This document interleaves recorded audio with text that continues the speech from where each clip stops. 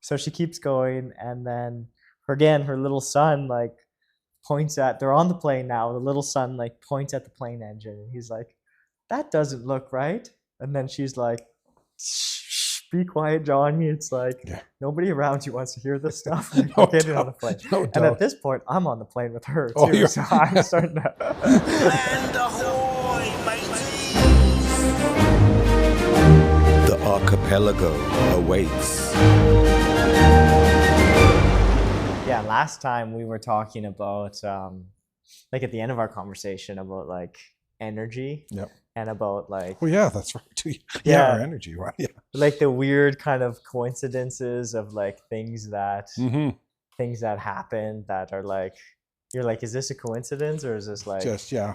So then I think it would be cool to like blow it up and like paint the picture. And then, because I don't know if you've ever thought, I don't know if you're religious or like if you've thought about that stuff or like. I'm more spiritual than I am religious. Like Yeah, me too. And then I've kind of like, because when I started meditating and started learning more about like that side of things, they talk about how it's like it's inside of everyone, and then it's like consciousness is like shared across. So yeah. I don't know. We could just explore that. And Yeah, just see sure. What That happens. sounds good. Yeah. Yeah. Okay. I'll kind of throw it up here and paint the picture. So probably about a year and a half ago, 2 years, I got more into meditation, and I would say like the spiritual side of like, why are we alive? And like when you paint the picture, it's just so weird. Like right now we're sitting in a building filming the podcast, and then if you zoom out, we're okay. Well, we're in Lethbridge, and if you keep zooming out, it's like we're on this big rock floating through space. And then you zoom out and it's our solar system, and then it's our universe, and they say there's like millions and millions of these. And I think the most recent theory is that the outer edge of the universe is gaining speed and expanding away farther and farther and farther. But we're just here sitting on this little tiny rock, like floating through space. So then it was like, I was just contemplating, it's like, well, how do we even get here? It's like, why are we even here? And like because I'm a programmer, so my programmer mind, I was like, well, if you wanted to like build life, I think you would just simulate something just trying to survive, and then you would just play it out to see what happens. So I don't know if you've ever thought about it or if you're religious, but have you ever like just sat down and kind of thought about like, why are we here? And then also too, I saw a stat, and it's the odds of being alive today are like the same odds of winning the lottery. So it's like we're lucky to even just be here right now, but it's like, what even is here and now? Yeah, and for myself, I would say not religious, but spiritual. So yeah, so I think we all have thought about that in terms of, it seems so random that all of a sudden and not only do you're here, but that you're born and then you die, and that, as you said, that rock keeps going, and statistically, when you say that, it's a longer shot than a lottery, it's just funny. It's people don't act like sometimes when you look around, I don't think people appreciate, and you see all the stuff in the world, you wonder if they even step back for a second and say, like, this is an amazing thing that we sit here and statistically sit here, like you said, in this one spot in this whole universe, we sit here. So it's amazing in itself, right? But I think we in our daily lives totally forget that mostly of the time. So so no, I've thought about it a lot. I don't have an answer. I don't have an answer of why, but I do believe it's quite interesting that I think we're all connected. That's the thing. So as much as there's times where it seems like we're a million miles apart in terms of on the people on Earth, I think a lot of times you can see that we're very connected. So it's I don't have an answer, but it's overwhelming when you actually sit back and think about it. Yeah, and I don't think there is an answer. Like I only think there's theories out there, because how are you even supposed to know? Yeah. Maybe that's part of it. It's like maybe you don't really want to know. You just kind of live in that unknown space. But on the part of lucky to be here, I remember when I forget where I was flying to, but last time I was flying, we were coming in for the landing, and the sun was behind some clouds, and you looked out and there was just this little patch of shade. And then all the way around it, there was just light all the way around it. And like from that point, I just thought of the perspective of that person who is in that little patch of shade. Yeah. It's like they're probably cold. They look around them, everything's dark, but like literally everything else that I could see for miles and miles and miles was just sunshine. Yeah. So it's like we lose this like the little perspective Yeah, of where perspective, for we sure. are. Yeah. But yeah, when you zoom out, it's just so massive. And I think you're right. I think we don't take for granted being here today. Yep. But the other part of that I have thought about is like when we get caught up talking about purpose and like why are we here?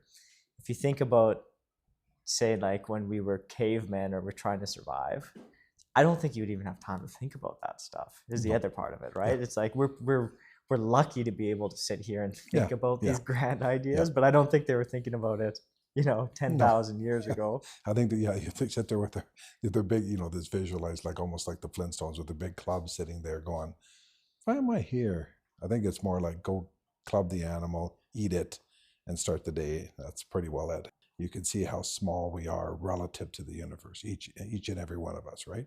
Yet we think our problems are so over insurmountable and all these incredible things, when in fact, the fact is we're light years away from the caveman days, and we have every opportunity, everything right before our fingertips if we could get out of our own way. Yeah. So yeah, absolutely. There's this one book that I really love. It's The Alchemist, and he talks about being on your personal journey. And when you're on your personal journey, it's like the world is conspiring to like help you, but you just have to be there and you have to kind of look for the omens or look for the people on your path that are trying to help you. And we kind of talked about last time a little bit that we had a couple stories that we kind of like think about where it's like, well, what are those things? What are those omens when you're on your path? Because there's even just like small coincidences that I think about. Like this is really small, but me and Savannah were laying artificial grass in our backyard. So we head over to Rona and we look, and there's just like, we go and look at the artificial grass. We think it's going to be like this big wall, but it's these little tiny patches. And we're like, okay, that's never going to work. But then just ironically, this guy that owns Arctic Spa was standing beside us and he was like, oh, you guys are looking for artificial grass? So he's like, I bought a whole bunch last year. I was going to lay it down, but we're just looking to get rid of it. Yeah. And it's just like just a little coincidence that you're just like, how does that even happen? And then now we get put on this path where we're talking to this guy and he sells us to it at a discount. And it's like, wow, thank you so much. Yeah. No, I had the same thing happen to me when I was trying to get a little trailer out for Waterton there. I was like, all I was going to do is use it as a quasi garage and not move it ever.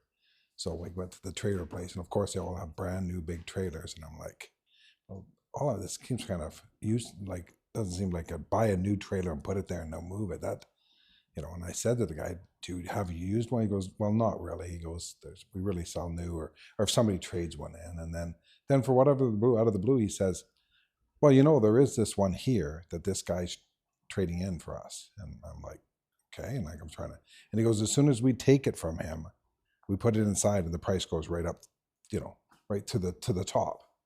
And so I'm still trying to understand what he's saying. And so then he goes, if you were to buy it from him outside of us, then he would win and you would win. And I'm like, like thinking in my brain, why would you do that? You're a business. He goes, and I know what you're thinking. He says, why would I do that? And he said, because this is a very good client of ours. He buys a ton of trailers. So it helps him, helps you. And then I'm going to get long-term business from him anyways. And I do you a favor and you become a long-term client as well. So there it is. So now imagine if I was a day or two later, or this guy wasn't there. There's a million of these coincidences that seem to, you walk into it and it's like, so a day before, a day after, a minute later, a minute, earlier, just unfolds right there. So yeah. And I think the big thing, like everyone talks about karma, right? It's like when you do something good, you put that good energy out. Yeah. Or the opposite side, it's like there's been times where you see people do bad things and then you hear about what happens to them later and you're like, well, that's the bad karma catching up with them. Yeah. And we talk about it more on like this, like, I don't know if it's more of a phrase level, but I think there is something deeper to it on some sort of energy that you're putting out and then what you're attracting back to yourself. Oh, I believe that fully. Yeah, I fully believe that we all are in this sort of this realm where every sort of thing, everything, you one push, one pull, it's all there for sure. And yeah, there's been so many things that are just almost serendipitous or something that happens. You go, it's got to be more than that. And probably the one for me that probably stood out the most was when I was in Waterton. As you know, I fish a lot, and I spent a lot of time fishing there. And one time, it's very routine when people come out to go fishing with me. They're very set times, 8:30 and 4 o'clock, and it usually it's spot on to that time. And so, anyways, I had taken some people out at 8:30, and whatever. I was sitting there after waiting for the 4 o'clock, and I was at the house. So I thought, you know what, I'm going to go down at 3:15. When it's only 5 minute walk, so I was way early, and I'll be damned if the people don't text me and go, "Hey, we're here, we're ready." And so then now it's 3:30. So instead of 4, because if I had went down there 20 minutes later or whatever, this wouldn't have happened. And anyways, the three guys come and hop on the boat, and one I know very well, one I've met once, and the other one I don't. And introduce myself. They're all excited. We're going to catch some fish today. We're going to keep some fish. They're telling me this stuff. So what happens is, I start to pull the boat out, and I slowly start to work along the other boats, and I'm going to have to go slow around the buoy out there before I can power up the lake. But as I was sort of putting very slowly, I look over to the side. It was a beautiful day. I mean, late in the season, the water was down, so there was more shoreline exposed. There was probably 50 people on this little peninsula or point that normally is not even there, and it's a beautiful. It couldn't have been a more picturesque day. And anyways, I start to look around because I'm very sort of hypersensitive in the sense of what's the surrounding, what's going on, and I look and I see something that doesn't seem to register properly with me. And what it is I stare and I see this guy. There's a paddleboard, so that's not unusual. And the guy's in the water. He's not standing on it, and his hands are across the paddleboard. So you'd say, well, that's not unusual. But I followed his hands, and at the end of his hands was another set of hands. And I couldn't see the guy's head. And I'm like, what's going on? And then because I have an angle where behind him, everybody on shore has a different angle. So I'm staring at the people on the shore saying, is there any chance that I can sort of read their faces or read, because they're only like 20 meters away or whatever, can I see their face? And then I said to the guys, I think we got a problem here. And the guys go, what are you talking about? All of them are. I said, do you see that guy in the bottom? They go, yeah. And I said, do you see him in the water? And they go, yeah. And there's no big deal. And I said, do you see his hand? And they followed his hand. They go, oh shit. And so all of a sudden it's like, and then finally at that point when they all see the one person of the 50, there's kids, there's parents, there's everybody running around. One lady sitting there gets this shocked look on her face because she now has the different angle. So they said, get us there. So I'm like, it was very tight, but I hammered the boat and swung the ass end around. And these guys were ready to, now they're not familiar with the water, but the water is 50, 60, 70 feet deep, even right beside shore. And they go, tell us when you can go. I said, go. And they go, is it deep enough? I said, it's 70 feet deep, go. And so two of them dove off the end of the boat and swam over. And just as they were bringing that guy up on shore, they arrived. So they were able to apply as fast as humanly possible the CPR to this guy. In the meantime, now the boat is 180 degrees the opposite direction. So I go and I put it back in its stall. And me and the one guy just wait. And we're watching him because it's only there's only 30, 40 meters away. And we can watch these two guys sort of pumping on the chest. And because both these guys are CPR trained and they're trying to save this guy. And in the meantime, now 6, 7, 8 minutes come by, and all of a sudden the EMS crew, they have to run down this peninsula. They can't drive to that point. They have to run down, and they go down this beach. So we're probably 10 minutes has gone by. And I thought, well, okay, as soon as they get there, they'll just sort of elbow the other people out of the way and take over. But they were getting prepared. And they could tell that these guys knew what they were doing. Then they finally took over, and these two guys walked back over. And now and I don't know these people very well, but they're all, obviously we're all like jacked up, like what the hell's going on? And so these guys go, we got to have a smoke, Daryl. DK. And I said, sounds good, man. Do it. So anyways, they go off and have a smoke, and I'm still standing there and watching this guy. And so then they come back and they're like, what are we to do? And we're like, well, there's nothing more we can do. It's really in the hands of them. And then I asked them what their concerns were. Their concerns were, well, if we go out fishing, and they go, well, who are those people? We don't know those people. I said, well, all the people in the marina know me, so they know the boat. So they said, okay, well, let's go. So again, now we pull the boat out and start to slowly go by, and they're still trying to, try to save this guy.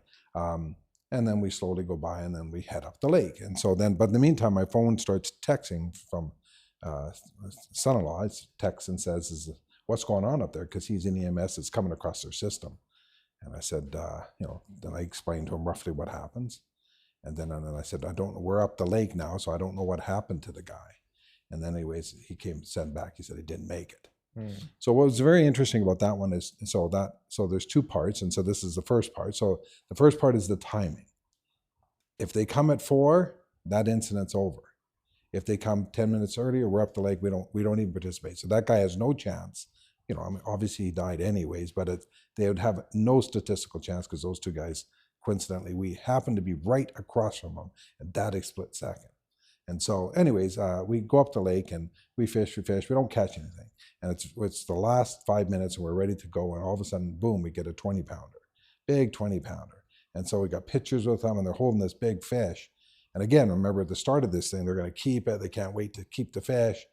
And then they said, well, what are we to do with the fish, DK? And I said, well, it's your choice, man. You guys were all talking about keeping it.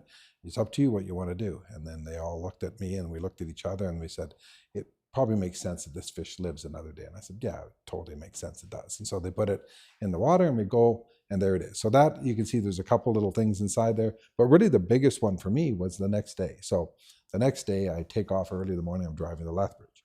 And so I start to drive and all of a sudden, I don't punch it on, but a podcast comes on and it's Mel Robbins. And it's like, and all of a sudden it's talking about how she was out at her cabin on the lake and on the ocean there, and somebody got caught in the surf.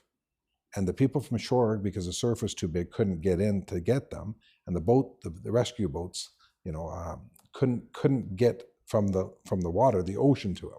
So he was caught in this thing turbulent, and it was right outside of her balcony or window. And anyways, she watched this. And so she's describing this, and I'm listening to this.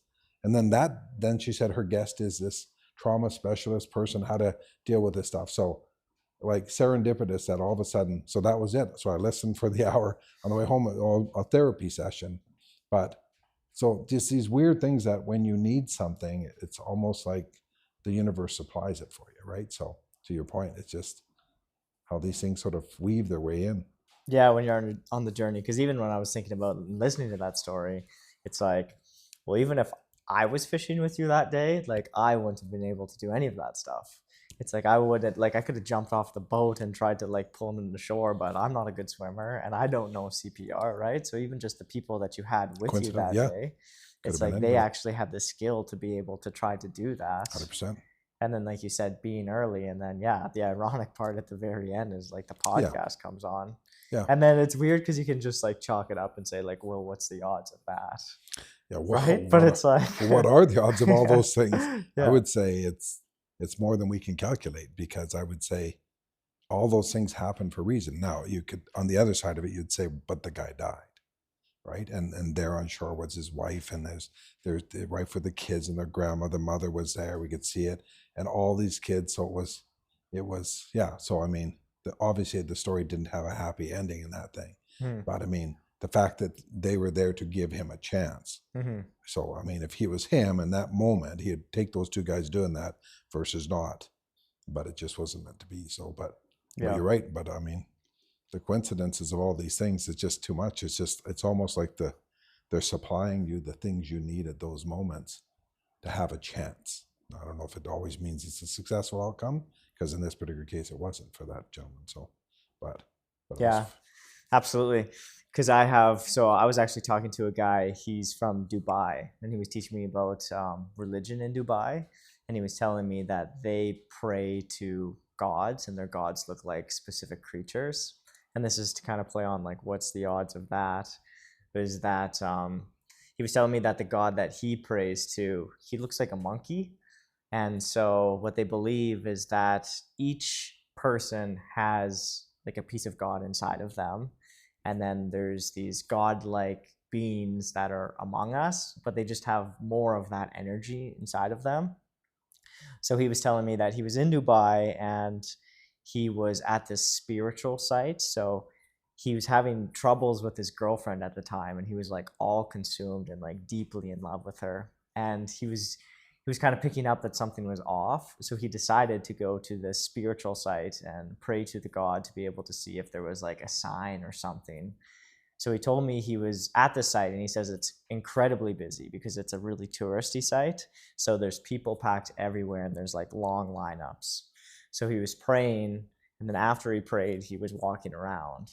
And then he said he saw a monkey. So he looked and he said he saw a monkey standing there, and then the monkey just ran in a direction.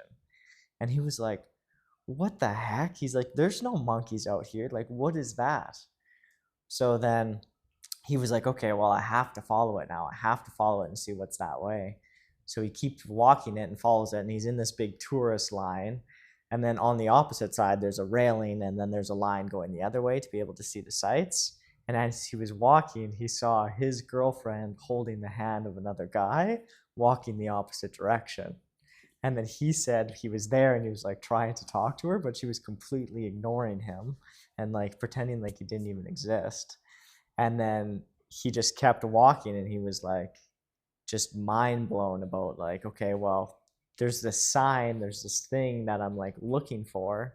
And if I can then be in touch and see, well, it's like it's pulling you in that direction. And then he ended up seeing that. And then so obviously he ended it with his girlfriend, Yep. but she was pretending like it never happened. But if he didn't have followed that sign, or like you said, even look for the sign, Yep. it's you're not gonna be able to follow those trails. Yeah. No, that's so. So what do you chalk that up to? What, like all these things is coincidence, or it's just random? Another part of it is when I was getting deeper into kind of this side of things, the spirituality side, and getting into meditation, I went on a bachelor party. So I went down to Phoenix, and then on my way back from Phoenix, I was on the plane and I was sitting beside this older lady, and I just started having a conversation with her. And it turns out she was in Phoenix for a medical conference. So then we were talking about that. And then we just kind of kept following down like little breadcrumbs and trails inside of the conversation.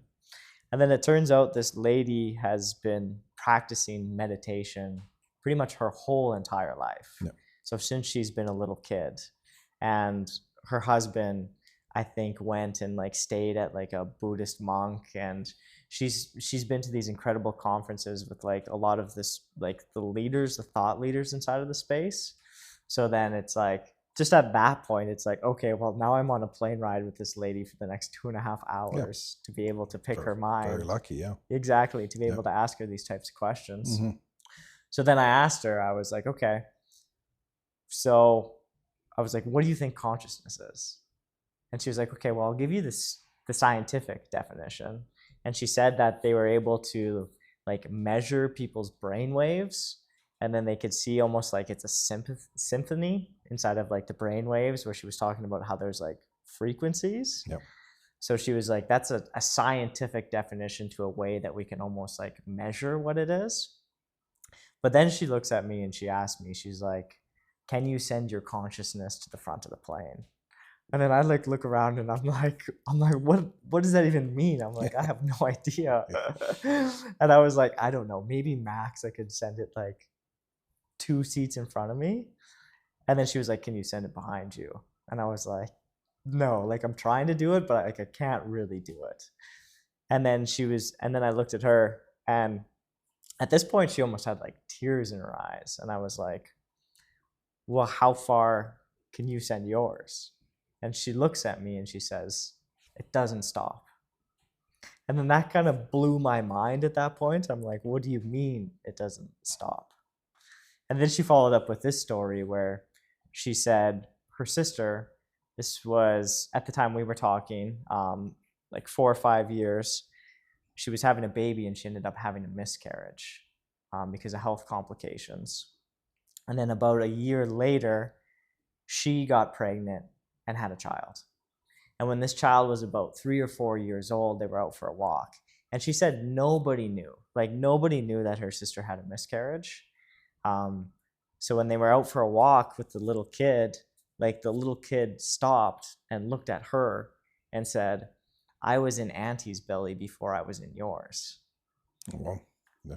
And then she's like, what? Like, absolutely just dumbfounded. Like, she's like, there's no way that, like, he would have ever known that. No one's ever really talked about it.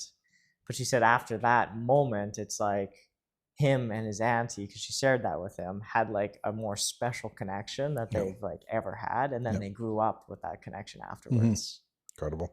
Yeah. Yeah. So it's like these crazy stories. And then she was telling me that she almost got overwhelmed because she was living like really in tune with everything that was happening around her. But she said it was like a really difficult way to live because she was like saying that there were so many signs and so many things that were happening. Because the other story she shared with me was they were getting on a plane, and as she said she's flown a lot, but when they were getting on the plane, when she got handed her ticket, she said all of a sudden this voice popped into her head that was like, "This is your ticket to death." And she was like, "What? Like, that's weird." It's like, I've never thought of that before. So then she grabs the ticket and she's like, "No, you're just overthinking it. You're overthinking it. Like, keep going." Yeah. So she keeps going, and then her little son like points at, they're on the plane now. The little son like points at the plane engine and he's like, "That doesn't look right." And then she's like, "Shh, be quiet, Johnny. It's like nobody around you wants to hear this stuff. Like, No get it on the doubt. plane." No And doubt. at this point, I'm on the plane with her Oh, too. you're- So I'm starting to I'm starting to question just what's going on around me. You didn't introduce yourself. Hi, I'm Death. Yeah. No doubt. No. Well, wow. So then she said when she was flying on this plane, like all of a sudden that plane engine started smoking and they had to make an emergency landing because the engine failed. And they got lucky and were able to land the plane because they didn't make it very far. But she was like telling me these stories about these little things that she was connected to. Yeah. But she said that was like really overwhelming. But again, it's like, well, what's the odds of these like little things that are happening end up like playing out in life? I believe there are people possessed, that for sure. And then I don't think, and I think it freaks people out. And I think the other thing is that because people can't measure stuff, but that's, most people are what I call, rational, and that they go, well, that's not measurable, so I don't believe it. I mean, I fully believe all that, right? I know with Renee, she's a little bit more heightened where she can connect to energy a little bit better. And then just even like our little dog, little Ezra there, a lot of times when he has something going on, she phones a friend of hers, and the friend over the phone says, "I'll work on him." And when I first heard this, I thought, what the hell? But anyway, she'll go, okay, well, he hyperextended his left, leg, and he just massaged it and he's better. And then you massage it and he's better. And that's right. So, And it actually works. well, I would say, am I 1,000% sold? No, but I'm not sold. So I would say, so to me, if the theory is, if the energy, we share the energy in the whole universe, then to the point of her question about your consciousness of, going forward and backwards, then why couldn't you connect? Why theoretically couldn't you connect to another person on the far end of the world and send that energy or pull that? So it's hard for most people to fathom that. But then all these things that we talk about, all these coincidences, or what's the chances? What would explain it then? What would explain? What would explain 2 minutes earlier, 2 minutes, or is it just, no, that's what's going to happen? I don't buy that. I mean, like that podcast, I never have a podcast kick on. That's so rare. It's just like, I don't even know. Like, just all of a sudden it kicks on. Or what's the chances it's that exact podcast that I actually need in that moment? So how is that coming to be? Like, what would be the statistical chances of that? Yeah. Right. Yeah. When I was telling that story and talking about sending the consciousness forward and the consciousness backwards, what was going through your head? Were you trying it? Were you like, I can't say I've ever tried it. yeah. Yeah. I think for me, like a lot of this stuff, honestly, I think comes from, for me, getting like a deeper connection to myself. Yeah. It's like when I did spend that time meditating, even like I was telling you before, like I was saying, I got stuck on the treadmill and I felt like I've lost connection with myself. Like that comes from I think me spending the time to be able to like, first of all, like feel my emotions deeper and kind of be hypersensitive of your emotions. Because I think if like, when I break it down, because I like to deconstruct things, it's like emotions are shared between pretty much everything. Like all animals, all creatures, you can tell when something's scared. You can tell when something's angry, right? Like it's like it's sending that emotion, or like you can even see, like for example, you saw on the paddleboard that something was wrong, and you saw somebody's face, and it's like it sparked that inside of you, and it's that emotion. So I think that's what it is. Personally, I think if you're able to get like a deeper connection to your own emotions, I think when you're out there on your personal journey and you're like looking for omens or you're seeing these things come up, like I think it's easier to make decisions because you know how you feel more, and then you're able to like guide yourself in the unknown better. There's a lot of times I feel like not the outcome is predictable, but I'm more certain that it's going to happen. And I don't know if it's an overconfidence in X, but there's a lot of times I've been in situations where all of a sudden it shouldn't, like this outcome shouldn't happen.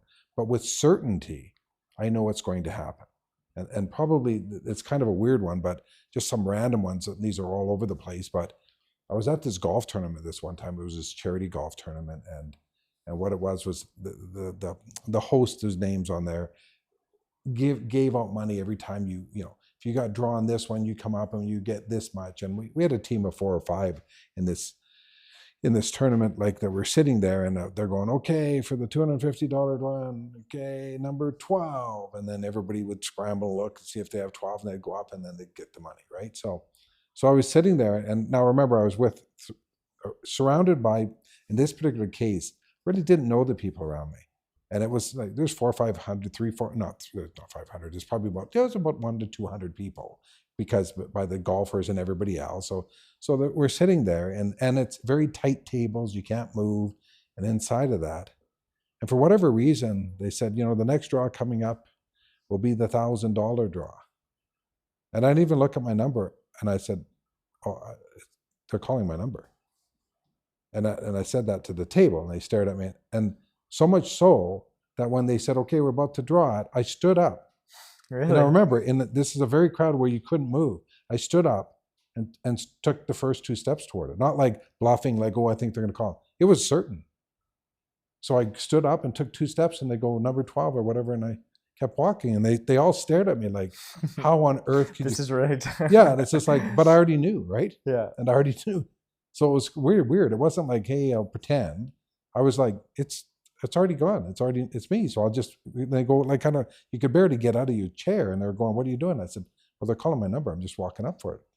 And then they just walked. I didn't break stride or anything. They just stared at me like, with certainty, I knew that number was. And I ended up just told to keep the money, but for the charity, but it was weird. Like, it wasn't like, so this is like saying, hey, I hope they call my number. I'm talking like, because of the surroundings, most people would never have gotten up. But I knew it was certainty. With certainty. It wasn't even. Yeah, because I wonder how much you manifest that too. Because I'm even thinking about like in crib. Yeah. Like the amount of times where you're like hoping for a card and you actually pull that card. Yeah. It happens way more often because I think you're manifesting, you're putting your mind into it, you're trying to like find it. Yeah. And it happens like a surprising amount of time where people are like 9 of diamonds, pull it up, and it's the 9 of diamonds. Yeah. No, I see that. And I played, as you know, I played cards, I played poker all over the world. So do you feel like that certainty if you like look forward in life? Like, is there that certainty feeling towards you feel towards anything else? Well, I would say then if people use that, if you use that as, I don't use the term luck or not luck, but some people might say that, oh, you always seem to be lucky. When I don't view it that way, I view it as, no, it's sort of like not a predetermined path, but no, I'm confident that the path will be.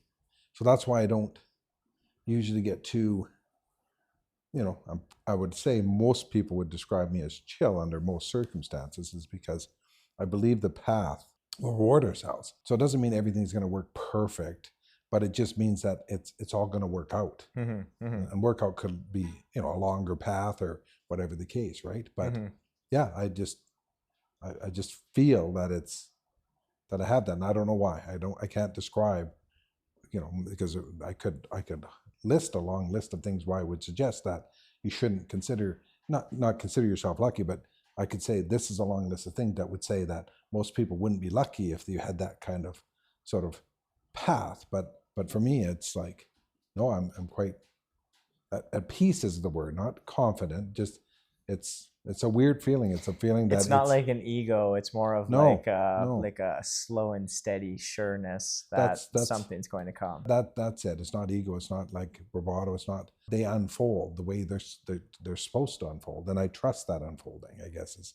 Mhm. So to me, it isn't about anything about the ego in that. It's about just trusting that process, and that process just unfolds the way it does. Yeah, I think I know what you're talking about with that feeling, because I have that feeling towards the business. Mhm. It's like that slow and steady confidence. Like there's a roller coaster ride of like the emotions for sure. But if I think about it on like a long enough term of following the process, Yeah. it's like a slow and steady confidence of like, okay, this is going to work. 100%. Like I believe it's going to work. I can see it's going to work, Right. and like all the pieces are coming together. Yeah, and that roller coaster, as you think, like if you really, in my mind, if you think about the roller coaster represents really tight, narrow minutes or hours or days or early weeks of time. But if you actually look at it, like, there was a song in the 70s that went something like, if you believe in forever, then life is just a one-night stand. So if we stretch this thing out in the sense, then you realize that roller coaster, just like you see those old historical, I don't get caught up in the roller coaster because I know that, and it might be just that I just allow the time to unfold so that all those things that mattered at that moment don't really matter. And that's that back to your universe thing, is that we think, what we order for lunch is going to really matter. But think about that. When you go back from yourself to all the way to earth to all the way out, it really doesn't really mean much, to be quite honest with you. Well, yeah, that's like putting it in that perspective. Yeah, we're just on a big rock floating through space. Yeah. It's like what? Mhm. That first of all, that makes no sense. Yeah. And Yeah. second of all, it's like, okay, then you keep breaking that down, and it's like I'm just this one little tiny piece of this whole big Yeah. system. Yeah, I remember one time at a house over on the south side there, and I remember cutting the lawn or whatever, and I was, for whatever reason, I was down in the lawn, like laying on the lawn, looking at the lawn, and I saw a little ant, and he was at the bottom of the grass. Let's say the grass was 1.5 inches high, and there he was, like, walking the bottom. Then he was going to try to work his way up the blade, one singular blade of grass, in amongst, I don't know how many blades of grass would be in it. But I thought about that, and I still remember the place. Like, it's not just random. I remember the place. I remember almost the positioning on the lawn, and thinking about, while that little ant's down there, can you see the forest through the trees kind of idea? That little ant's down there. That's his world. But as soon as he gets up top, then he realizes, holy crap, there's this is a bigger lawn. But again, if we pull out more, then there's a whole bunch of lawns. So we all are the ant in that perspective. It's funny you say the ant example, because I had a very similar experience. This was actually on my birthday this year. Savannah was busy, so I went to Nicholas Sheeran, and I was just laying in the park, and I saw this ladybug. And this ladybug, all it was doing is it was climbing up blades of grass. It would get to the top, and then it would turn around, find another blade of grass, and then just climb up the next one. And it just kept doing that and doing that and doing that. And I was like, and I could see all the blades of grass that it was going to climb up and look at. And first of all, I was like, well, what is it looking for? Like, I have no idea what it's looking for. And I could just watch it go up and down these little tiny blades of grass. And like you said, that was its world. And when I left, it was still there, probably going up and down little blades of grass. And it might take I don't know what the lifespan of a ladybug is, but it might actually take forever to go. Well, that might be his journey to go across the lawn. I mean, forgetting winter comes in, that would interfere with the ladybug. But like, yeah, it's just that I think we sit in here and don't realize how expansive the universe really is, and really ultimately that every decision and everything we're fretting over, everything we're concerning ourselves, to be quite blunt, really doesn't mean much in anything. It surely doesn't mean much in our lives if we add a little time, and it doesn't mean. And if we look 100 years back from now, it's right. So it's not going to be material. Which leads then me to the one thing I always wonder then is, if people sat there and took that perspective and said, well, if nothing really matters, then why don't we have all chaos all over? But people stay within, the ladybug stays within the range. We all stay within the range and respect community, and that, predominantly, let's say there's a few people, and that's why I guess you have jails and stuff for that. But ultimately we live our lives. We are born, we walk up those blades and down those blades, and then one day it ends, and that's it. And so even in the ladybug's life, if they decide to go up a bent blade of grass or not, that might be a big decision for the ladybug. But in the path of the grass, you don't even see it if you're looking at the lawn.